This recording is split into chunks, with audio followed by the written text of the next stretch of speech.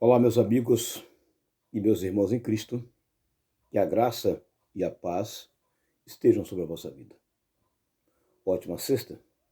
Hoje nós vamos à lição de número 8, lição EBD de número 8, o verdadeiro discípulo, servo, cuidadoso, exemplar e fiel ao sumo pastor. Então, o que o verdadeiro discípulo tem que ser? Ele tem que ser, primeiramente, servo cuidadoso.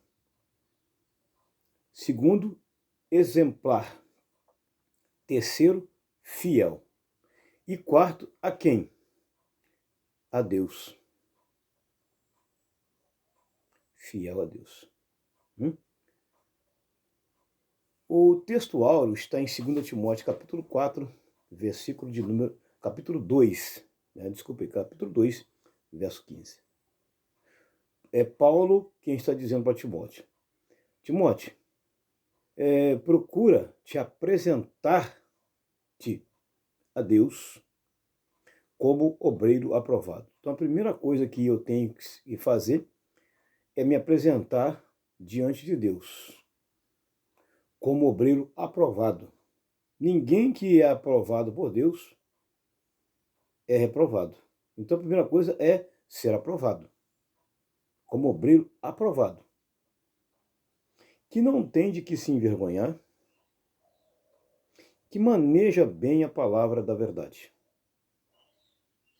Então, a primeira coisa que um obreiro tem que fazer é se apresentar a alguém, a Deus, aprovado. Eu não posso chegar lá como já reprovado, não, tenho que me apresentar aprovado.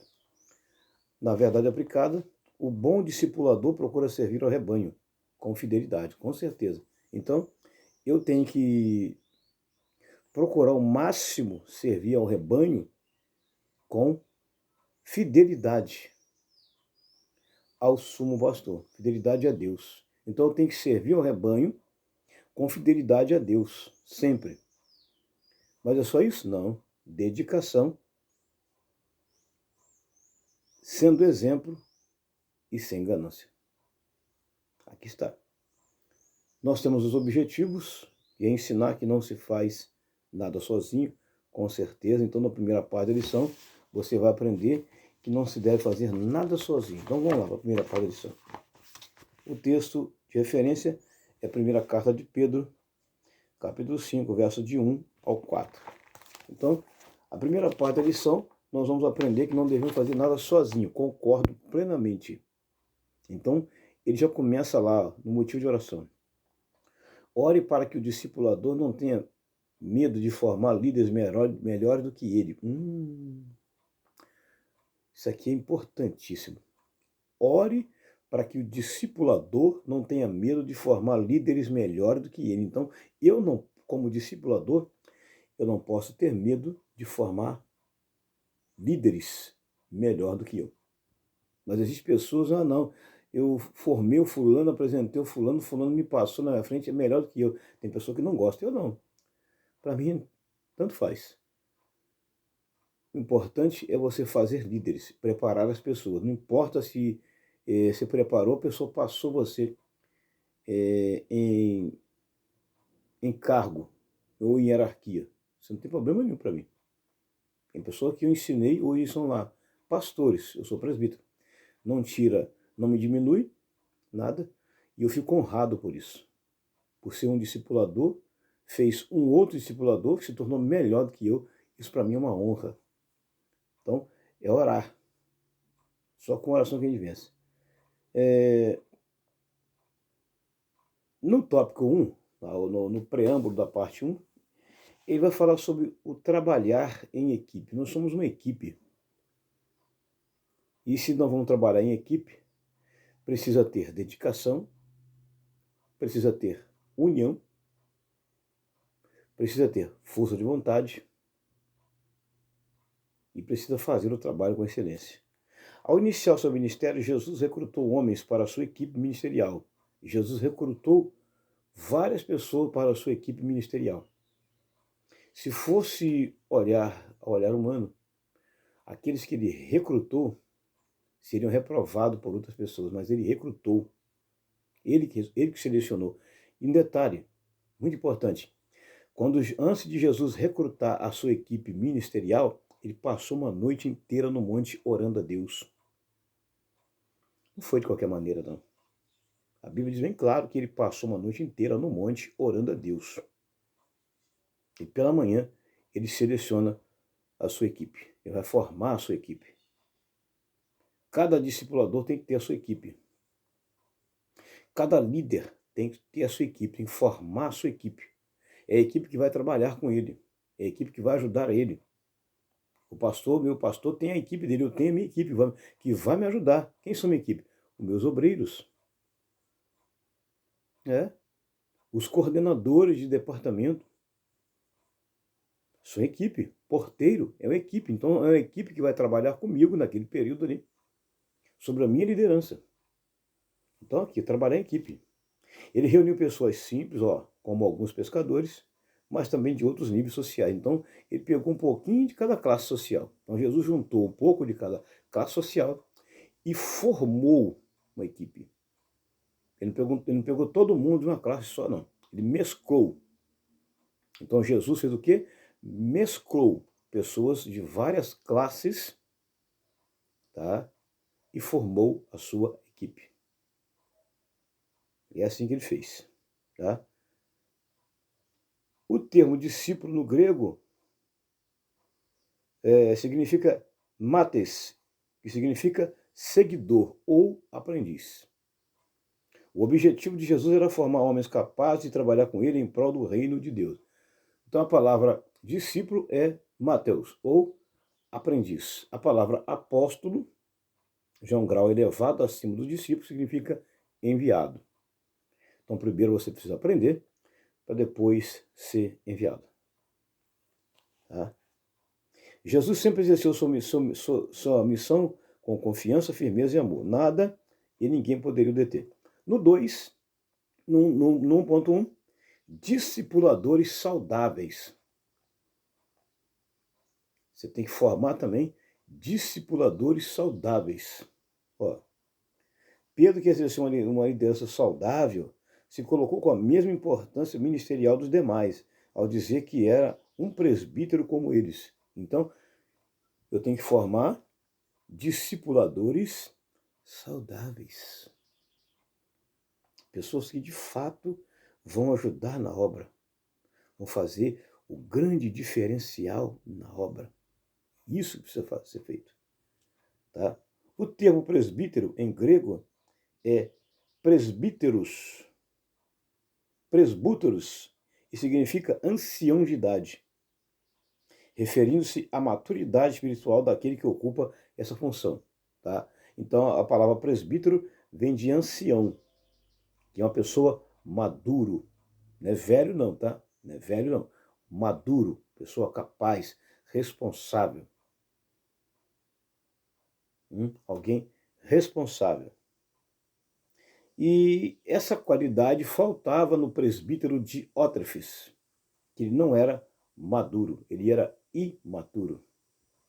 Ele não tinha maturidade. Era um menino. Faltou essas características aqui nele. Diótrefes era imaturo, não falei aqui? Imaturo e inseguro. Ao contrário de Gaio, chamado por João de amado, pois escolhia os irmãos com amor. Então, você vê aqui o lado inverso de algumas pessoas que estão na liderança, mas não faz aquilo com amor. A parte 1.2 vai falar de discipuladores produtivos. Não adianta também eu formar discipuladores e eles simplesmente ficarem na igreja, não faz nada.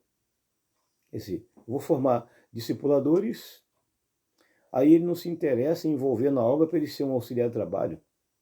E se ele é um auxiliar de trabalho, ele não se envolve mais para ser um diácono, para ser um presbítero, um evangelista, um pastor, um missionário.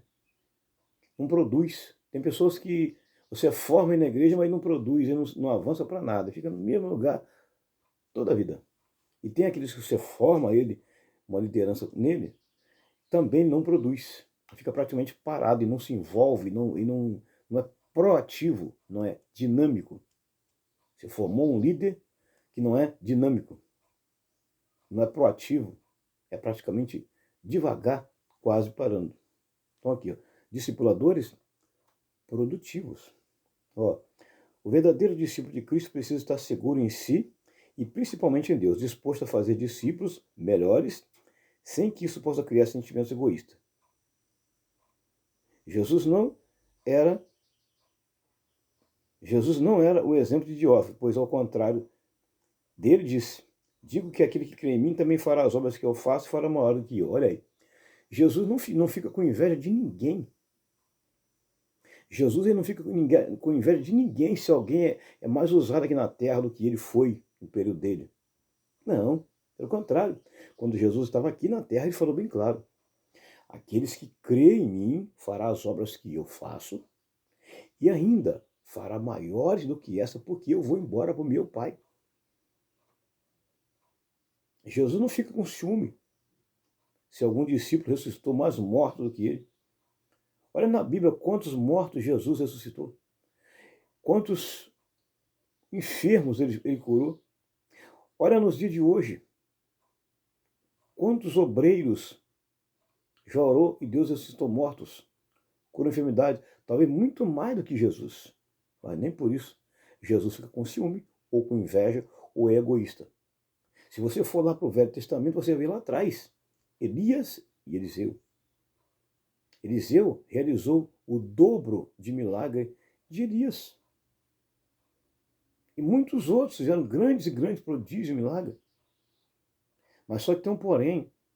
Quando o liderado ele começa a aparecer mais na obra, a fazer muito mais coisas do que o líder normalmente tem a tendência de puxar a perna dele, dificultar o trabalho dele. E se ele é líder, ele fala: bom, eu não posso apresentar esse rapaz para ele ser diácono, senão amanhã ele é consagrado diácono e eu sou presbítero, ele me passa a minha função. E eu fico para trás. Tem pessoa que não apresenta por causa disso, por causa do medo. Mas, gente, não fica com medo, não, tem que apresentar. Deixa a pessoa crescer. Outro caso na Bíblia é João Batista, quando alguém foi falar com ele que Jesus tinha bastante seguidores, até mais que ele, tinha mais discípulo do que ele. A resposta de João Batista foi uma resposta sábia. Ele disse para quem veio trazer a notícia: ó, é necessário que ele cresça e que eu diminua. Então, 2. 3. Discipuladores confiáveis. Também você tem que formar pessoas que você vai confiar. Não adianta também você formar discipuladores, líderes, se você não confia neles. Você dá um trabalho na mão dele, mas você fica em cima, você não deixa ele trabalhar. Você fica 24 horas no pé dele, no encalço dele, você não deixa ele trabalhar, você não deixa ele exercer a função dele. Para que você formou um discipulador, se você não dá liberdade para ele trabalhar? Fica tratando ele com rédea curta, com cabresto, não deixa ele exercer a função dele e fica ali em cima. É necessário, se você formou líder, lógico, você vai deixar a pessoa trabalhar, vai deixar a pessoa mostrar o trabalho.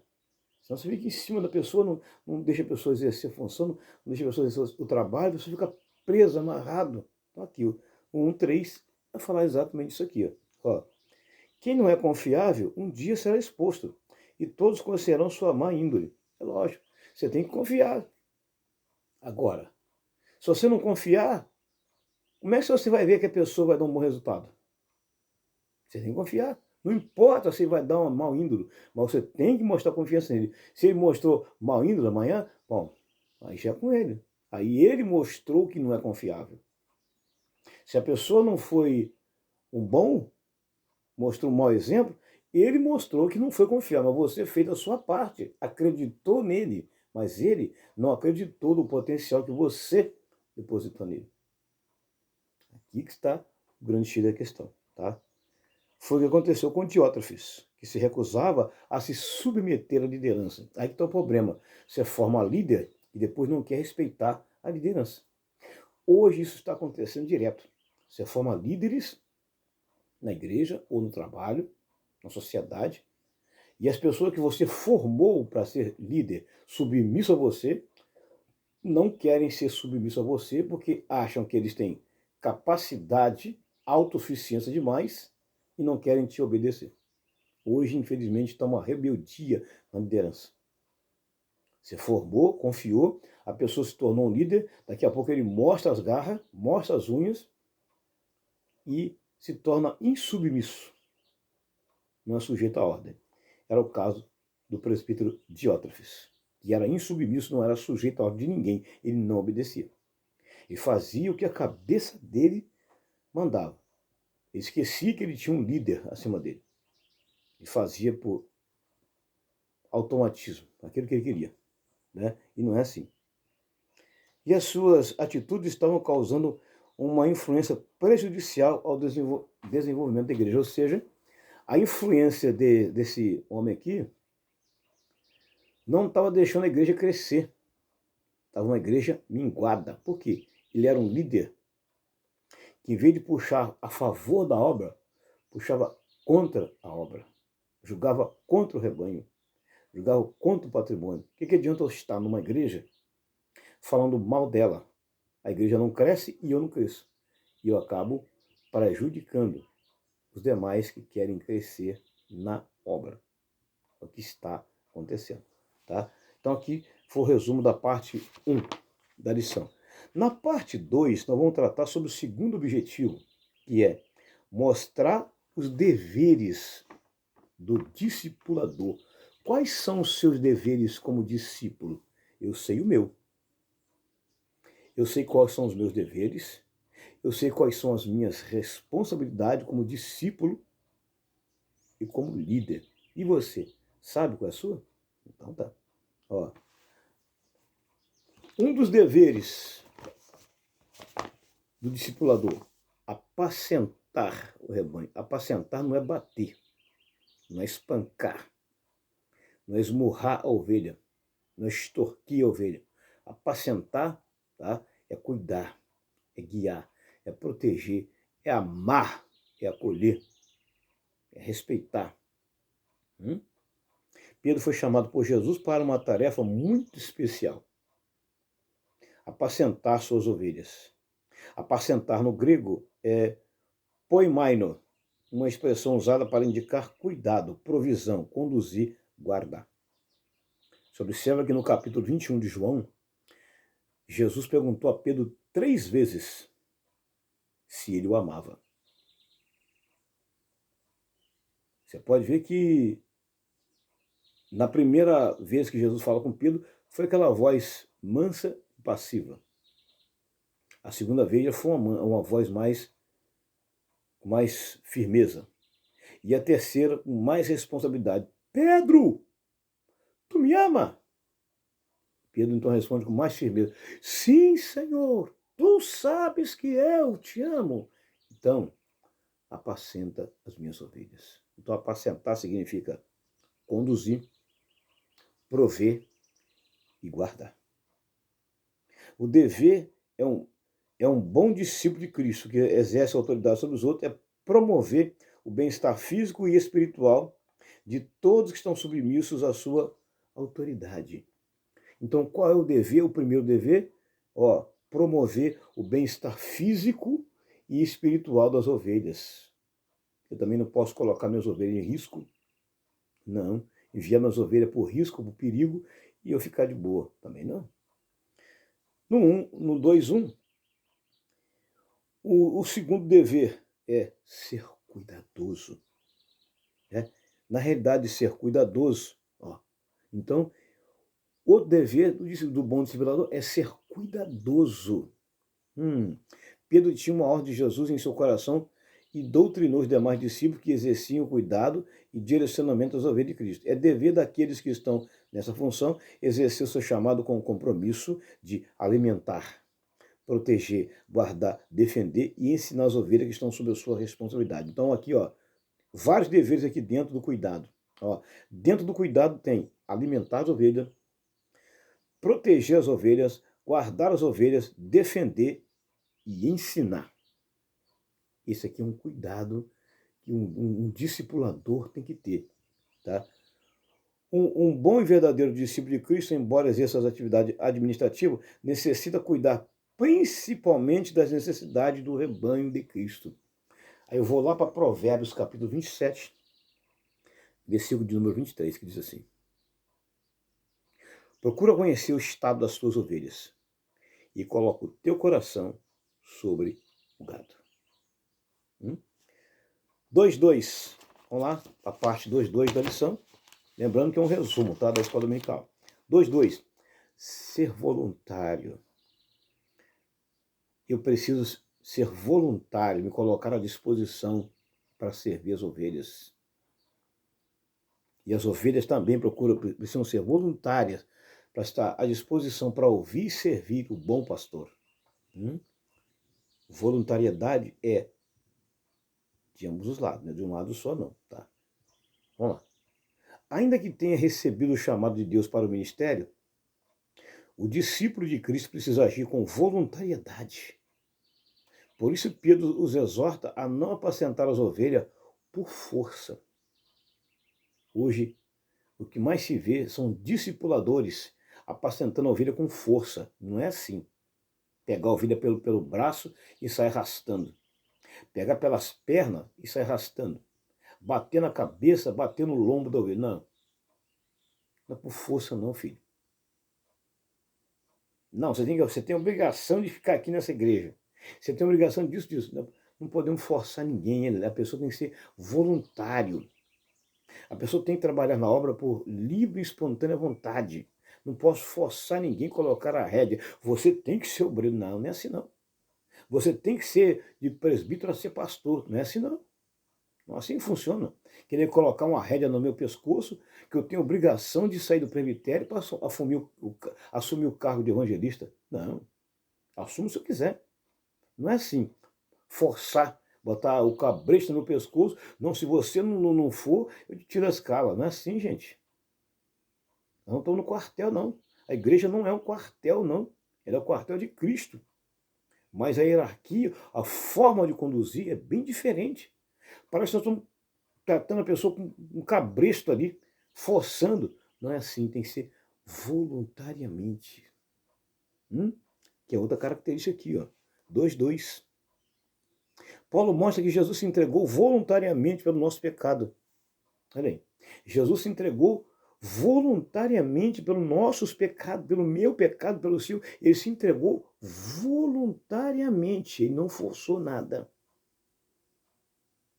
Foi de livre e espontânea vontade dele fazer. A vontade é uma atitude muito importante para Deus, porque mostra a capacidade de escolha ou não de algo. Jesus escolheu ser nosso bom pastor. Tá?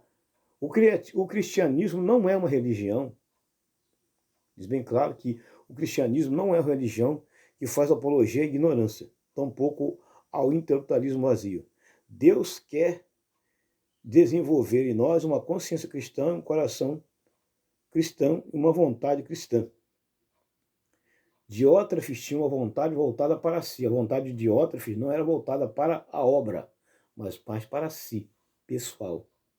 No 2.3, a outra características aí é ter ânimo.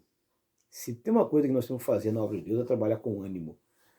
A pior coisa que tem na obra de Deus é a pessoa trabalhar com desânimo. Você nota que alguns obreiros trabalham com desânimo, alguns irmãos e irmãs trabalham com desânimo, no serviço material a mesma coisa, na família a mesma coisa. A pessoa trabalha desmotivado, desanimado. Tem que ver por que está assim. O caráter de Diótrefes o impedia de ser um verdadeiro discípulo, pronto a atender aos anseios do rebanho. O ânimo é frequentemente evocado por Deus aos homens, para deixá-los prontos a cumprir suas tarefas. Jesus exortou seus discípulos para que tivessem ânimo. Para tudo na vida que a gente for fazer, tem que trabalhar com ânimo. Se eu estou desanimado, para que eu vou fazer? Se eu estou desanimado, para que eu vou ajudar alguém a pegar um saco de cimento? Estou desanimado. Eu vou machucar alguém. Então não vou. Para me fazer, eu tenho que estar animado. Foi isso que Deus falou com Josué, quando Moisés morreu. Deus falou com ele: Josué, esforça-te e tem bom ânimo. Deus falou com Josué: esforça-te e tem bom ânimo. Então, tudo que a gente for fazer na obra, temos que ter bom ânimo. Salomão também escreveu sobre isso. No livro de Eclesiastes, ele escreve bem claro isso aqui, e diz assim, ó, tudo quanto te vier à mão para fazer, faça-o conforme as tuas forças.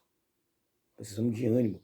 Tudo que a gente for fazer na obra, nós precisamos fazer de ânimo, animado, não desanimado, ou fazer assim, ó, cara feia, cara fechada, morrada, moado, né? De qualquer maneira. Você manda a pessoa fazer um trabalho na obra de Deus aí, a pessoa já vai desanimado, ou seja, má vontade.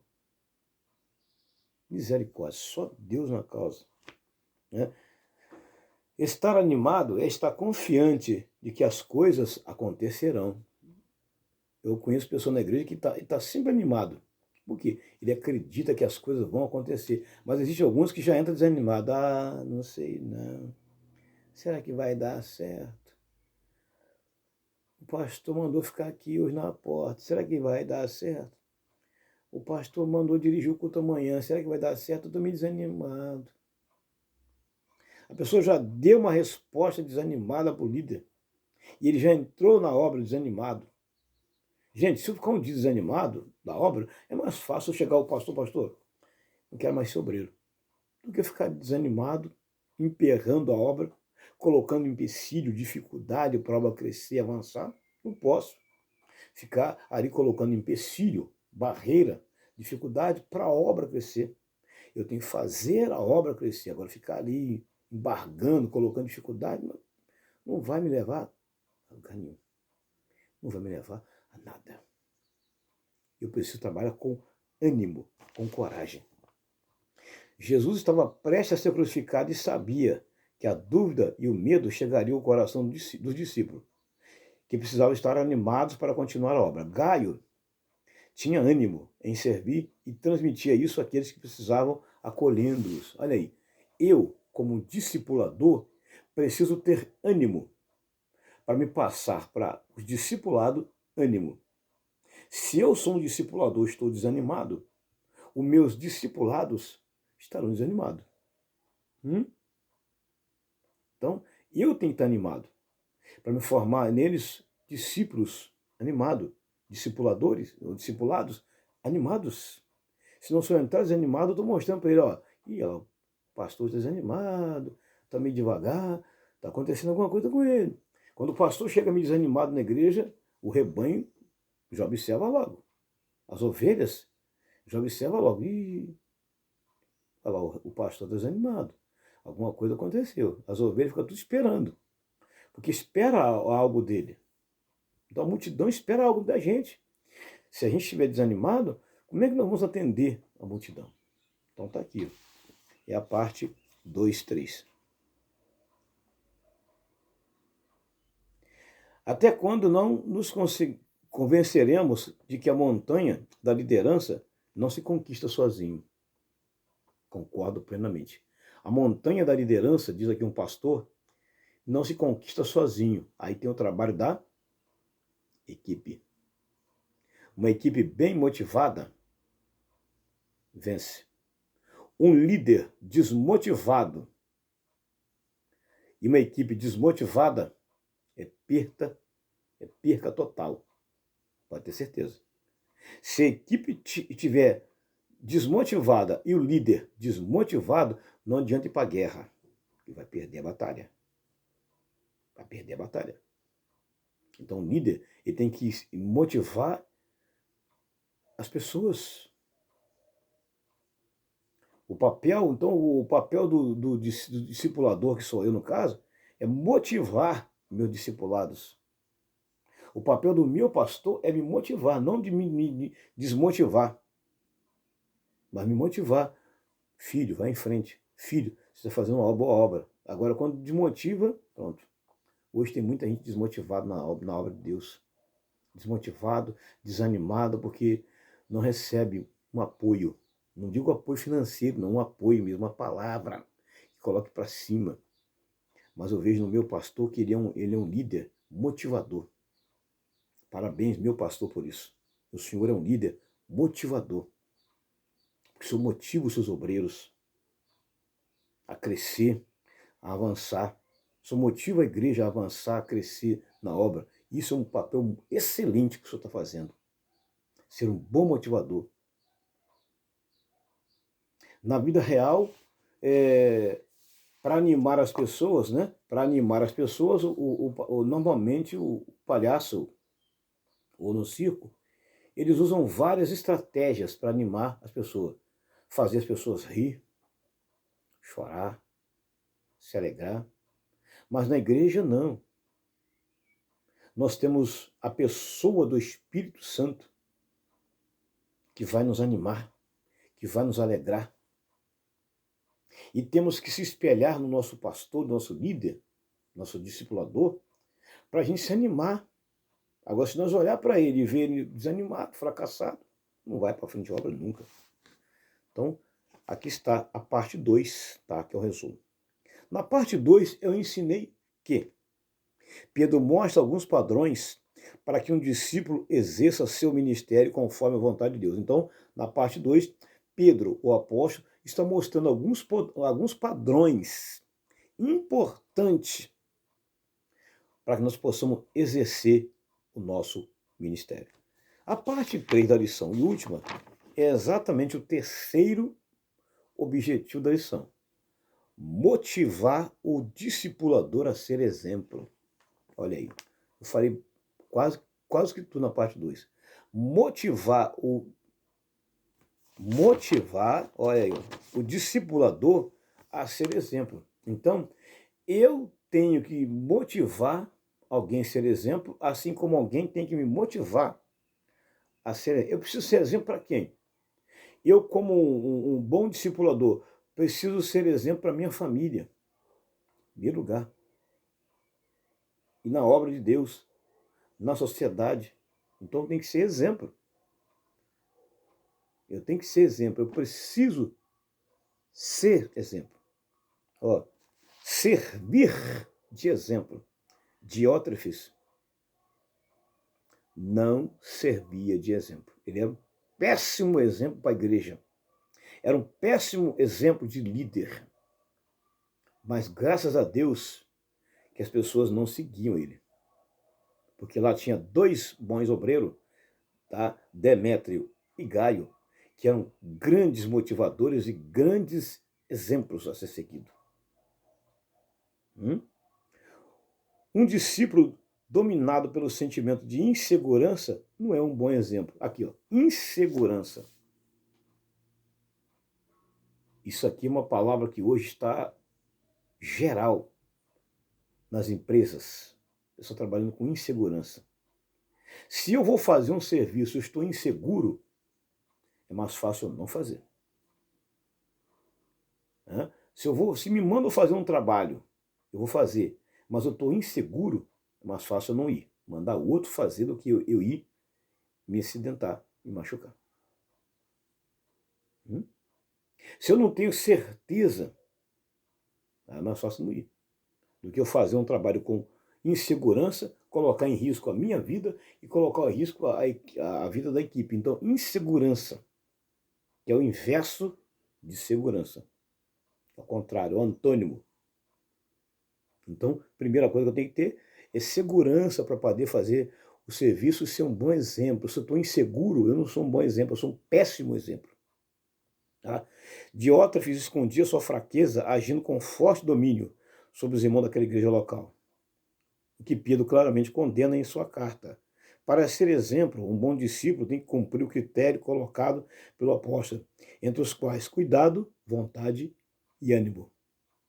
Esses são os 3 critérios aqui de exemplo.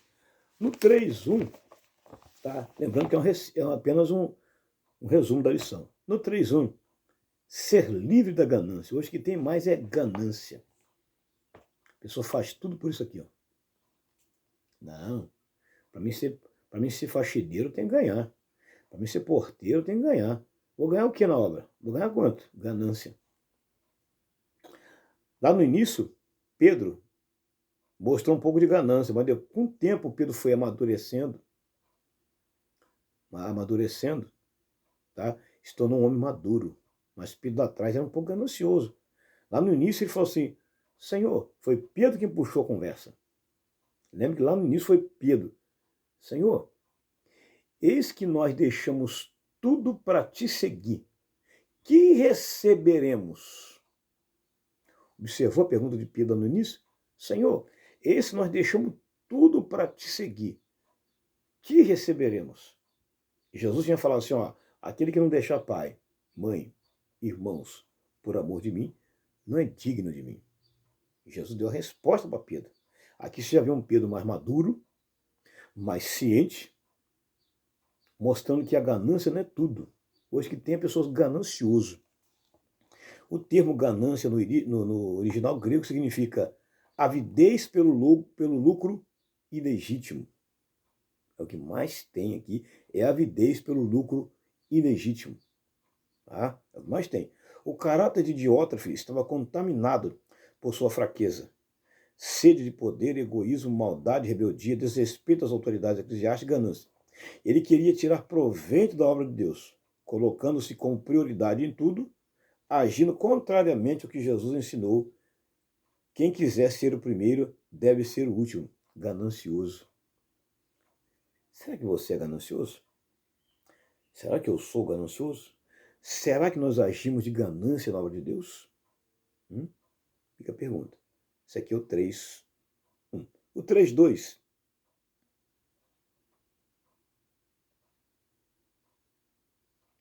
Prestar contas. Diótrefes não prestava conta do seu ministério a seu líder. Não estava nem aí. Tudo que fazia na obra, ele não dava satisfação. Tem pessoa que tudo que ele faz na obra, ele não dá conta ao pastor. Ele não dá conta. Diótrefes é um exemplo desse. Ele não dava conta ao pastor.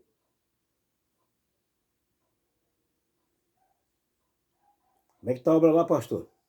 Não sei. Ou seja, tudo que acontece na igreja, nós temos que avisar o nosso pastor. Quando se desvia alguém, quando alguém foi embora para outra igreja.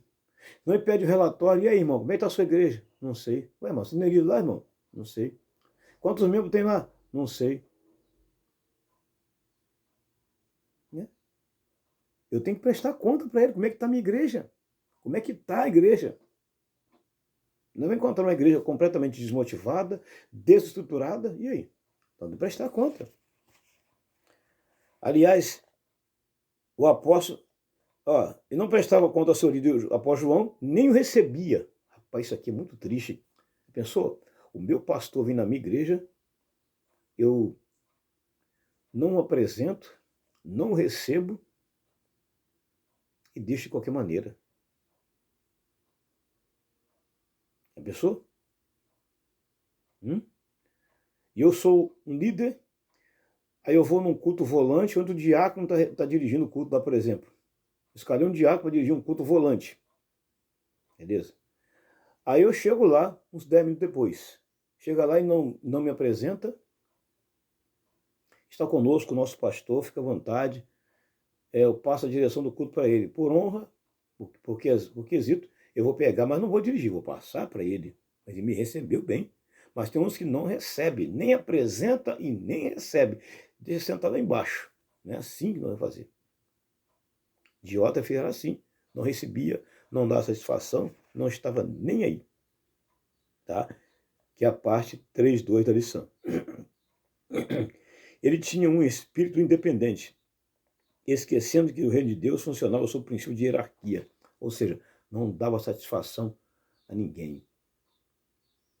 Hierarquia. No quartel, é assim. Se você não respeitar a hierarquia, você é punido. Tudo na vida tem uma hierarquia. Tá? Quem viola a hierarquia, viola a disciplina, igualmente exigida por Deus. Quem viola a hierarquia, viola a disciplina, igualmente exercida por Deus. Olha aí. A pessoa que não está nem aí, rapaz. Não respeita o seu líder, não respeita a igreja. Tem pessoa que chama o presbítero na igreja, ele é chamado de pastor. Tem pessoa que, em vez de chamar ele de pastor, o irmão Edivaldo, não, senhor, não é irmão Edivaldo, não. Pastor Edivaldo, se eu sou pastor, Pastor, presbítero Edivaldo, presbítero Edivaldo. Como eu estou dirigindo uma igreja, automaticamente eu sou o pastor temporário dela. Então, nosso pastor ensina, tá? O dirigente da sua igreja é chamado de pastor. Tanto é que o pastor Judas, quando vai apresentar, meu pastor, quando vai apresentar os obreiros na sede, quando é a escala nossa de lá, ou congresso, ou vice-versa, está conosco o pastor dirigente da congregação do Morro do Gama, né? Presbítero Edivaldo, que é o pastor dirigente. Olha o respeito que ele tem. Mas tem pessoa na igreja que não tem esse respeito. Acha que, não, ele é simplesmente um presbítero. E você quem? Né? Que a função do presbítero e do pastor é quase idêntica. A diferença é muito pouca. Então, as pessoas têm que aprender isso aí. Que o presbítero é chamado de ancião, o pastor ele é o supervisor. Então, a pessoa não respeita esse tipo de hierarquia na igreja. Não. Hoje não estão respeitando, estão fazendo de qualquer maneira. Quando você não respeita a hierarquia da sua igreja, você não respeita ninguém. Você não serve para ser um bom líder. Não serve isso. 3.3. Receber a coroa de glória. Mas essa coroa vão receber de quem? De Deus. Não é do pastor. Não é o pastor que vai me dar essa coroa de glória aqui, não. É Deus. Tá? A recompensa para os verdadeiros discípulos que honram seu chamado. Pedro encerra a sua palavra dizendo: e quando aparecer o sumo pastor, alcançareis a incorruptível coroa de glória. O cuidado, a fidelidade, o espírito voluntário, tá? No exercício do ministério cristão, o sincero interesse em ser uma influência saudável e edificante aos que estão diante de nós, não passam despercebidos pelo sumo pastor. Ou seja, tudo aquilo de bom que eu faço dentro da obra de Deus, Deus está vendo. Tudo aquilo de bom que eu faço para ajudar a obra, Deus está vendo. Amém? Graças e paz.